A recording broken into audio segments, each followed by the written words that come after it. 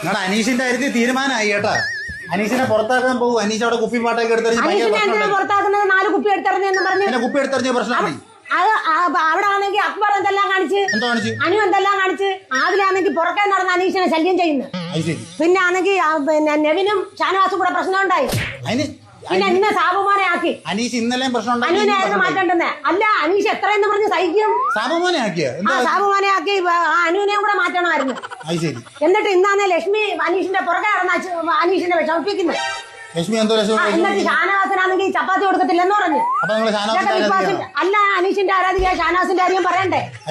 Big ബോസിന്റെ അടുത്ത് ഇതെല്ലാം ചോദിക്കണം. അല്ലെ ലാലേട്ടൻ വരുമ്പോഴത്തേക്ക് ഇത് പറയണം. അത് പറയണം.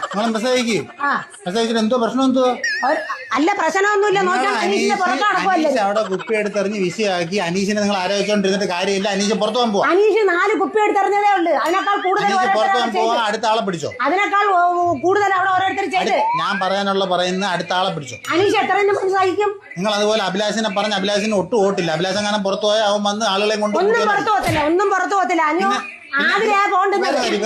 വേറെ ഒരു മീഡിയക്കാര് ചോദിക്കുന്ന നിങ്ങളുടെ ഒരു ഇന്റർവ്യൂ എടുക്കാൻ വരട്ടോ. ആരും ഒരു ഇന്റർവ്യൂ എടുക്കണ്ട. ഞാൻ അവരുടെ ഒന്നും മുമ്പിൽ പോകത്തുമില്ല. ഞാൻ ഇവിടെ ഇരുന്ന് പറയും. അത് ആളുകൾ വീട്ടിൽ ഇരുന്ന് കേൾക്കും. അല്ലാതെ വല്ല സിനിമയിൽ അഭിനയിക്കാനോ ലാലേട്ടനെ കാണാനോ അവിടെ പോകാനാണെങ്കിൽ വിളിച്ചാൽ ഞാൻ വരും. നീ പറ.